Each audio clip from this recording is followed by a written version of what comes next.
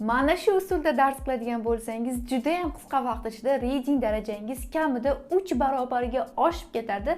Xoh u IELTS reading bo'lsin, xoh multi-level reading bo'lsin, qisqa vaqtda C1 darajani o'zimga naqd qilib qo'ydim deyavering. Hamma o'qituvchilar reading uchun artikel o'qish kerak, maqola o'qish kerak, maqola o'qish kerak deyaveradi-yu, lekin uni qanday o'qish kerak, qaysi usulda o'qisa undan maksimum foyda olish mumkin, mana shu narsani o'rgatishmaydi. Shuni bugun mana shu videoda o'zim sizga cho'tki qilib o'rgatib qo'yaman.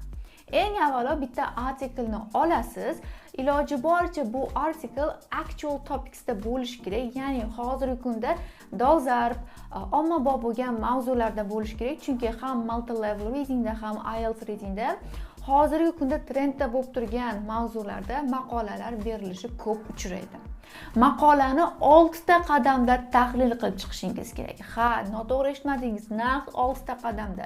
Shunchaki qo'lingizga tushgan maqolani olib bir marta o'qib uni chetga surib qo'yish bilan ish bitmaydi.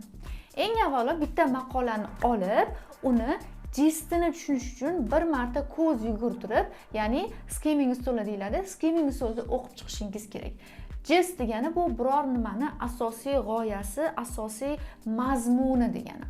Bir marta o'tirib, o'zi bu artikel nima haqida va nima muhokama qilinyapti, shu narsani tushunish uchun o'qib chiqasiz.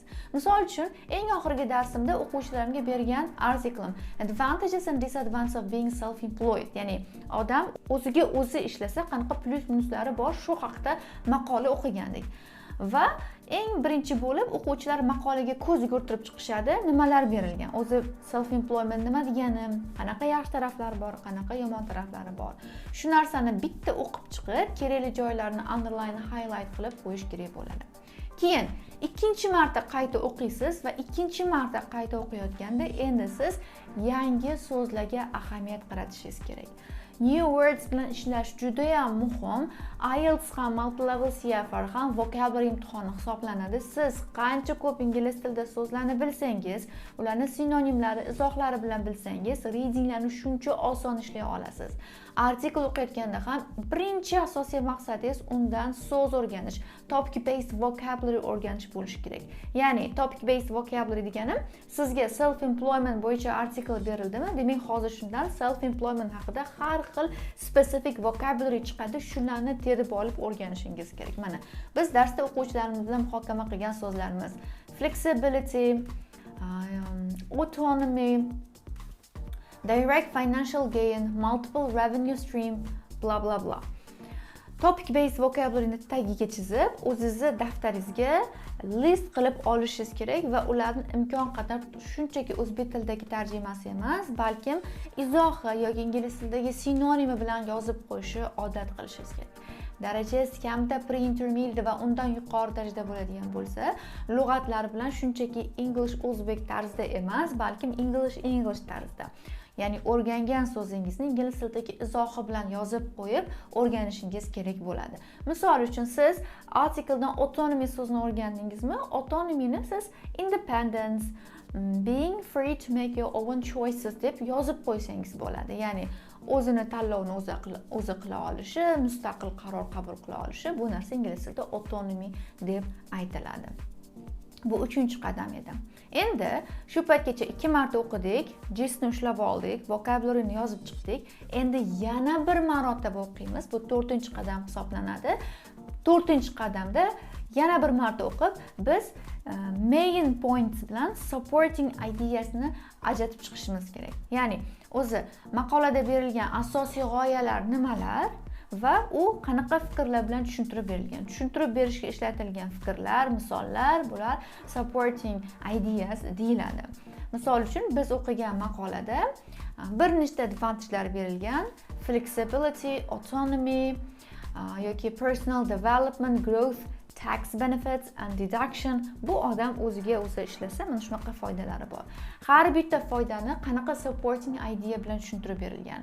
Misol uchun tax benefitlarga aytilgan tax write-offs, ya'ni odam o'ziga o'zi ishlasa soliqdan chegirmalar olish mumkin, yoki financial incentives, qanaqadir moliyaviy rag'batlar bo'lishi mumkin, yoki yana misollar berilyapti. Disadvantagelarga financial instability disadvantage bo'lishi mumkin va unga qanaqa g'oyalar berilgan? No benefits package, ya'ni ishlamasangiz sizda pul to'xtab qoladi. O'z ishlayotgan bo'lsangiz, ta'tilga chiqsangiz, kasal bo'lsangiz, mijozlar bilan ishlamasangiz, pul oqimi ham to'xtab qoladi. Mana shunaqa maqolani sinchkilab o'qib chiqasizda, birinchi o'qiganimizda gistni olgan edik-ku, endi yana ham chuqurroq ichiga kirib, main points bilan supporting pointsni terib olib, yoki maqolani o'ziga belgilab qo'yamiz, yoki alohida daftarga belgilab chiqishimiz kerak bo'ladi. Bu 4-qadam. Qarang, mana shu 4-qadamga kelgunga qadar biz maqolani 3 marta qayta o'qidik. 1 marta emas, 2 marta emas, naqd 3 marta qaytadan o'qidik. Chunki biz har safar qayta o'qiganimizda maqolani yana ham yaxshiroq tushuna olamiz va undagi so'zlarni, undagi g'oyalarni yaxshiroq anglab, eslab qola olamiz. Ana endi 5-qadamga keldik. 5-qadam siz o'qigan maqolangizni o'zingizni so'zlaringiz bilan bitta paragrafda summary qilib yozib berishingiz kerak bo'ladi. Ya'ni nimalarni o'rgandingiz, qaysi g'oyalar sizga yoqdi, qaysi tomonlarga qo'shilasiz, qaysi tomonlarga qarshisiz, shu haqida bitta kichkina 100 ta 150 ta so'zli paragraf yozib daftaringizga yozib qo'yishingiz kerak bo'ladi. Bu orqali siz yana ham chuqurroq artikel ichiga kirgan bo'lasiz va ham writing ustida ishlab berilgan g'oyalarni o'zingizning tilingizda qayta tushuntirib beradigan bo'lasiz. Bu topic based vocabulary'ni ham yaxshiroq eslab qolishingizga yordam beradi. Ana endi 5-qadamda to'xtab qolmaymiz. Yana bitta qadam oldinga tashlab, yana ham maqolani ichiga kirib, yana ham undan maksimum foydasini olishimiz uchun endi yozgan summary'ni kimgadir o'zingizning so'zlaringiz bilan qayta aytib berishingiz kerak bo'ladi yoki ovozingizni rekord qilib bitta audio yozishingiz kerak bo'ladi. Uni ustozingizga ko'rsatishingiz mumkin yoki o'rtog'ingiz bilan share qilishingiz mumkin. Bu orqali siz ham speakingni ham rivojlantirgan bo'lasiz. Ko'ryapsizmi? Ko'pchilikning xatosi nafaqat maqolani istalgan reading tekstni bir marta o'qiydi, savollarni ishlaydi, bo'ldi, uni butunlay unutib yuboradi. Lekin siz bunaqa yuzaki surface levelda ishlaydigan bo'lsangiz, sizda o'sish bo'lmaydi. Qachon haqiqiy progress, o'sish bo'ladi sizda? Qachonki siz deep analysis qilsangiz, shu ichigacha kirib, o'qiyotgan narsangizni ikir-chikiri bilan erinmasdan, pista po'chog'ini ajratib tashlagandek maydalab tahlil qilib chiqsangiz, o'shanda siz o'qigan matningizdan maksimum foyda ola olasiz. Demak, 6 qadamni yaxshilab tushuntirdim. Shu qadamni eslab qoling. Nafaqat maqolalarni, balkim boshqa readinglarni, passagelarni ham shu usulda tahlil qilsangiz bo'ladi. Albatta, YouTube sahifamga hamda Instagram va Telegram sahifalarimga ham obuna bo'lib qo'yinglar. U yerda ham har kuni qiziqarli ma'lumotlarni bo'lishib boraman. Shu bilan bugun men sizga bo'lishmoqchi bo'lgan ma'lumotlarim nihoyasiga yetdi. Video sizga manzur bo'ldi degan umiddaman.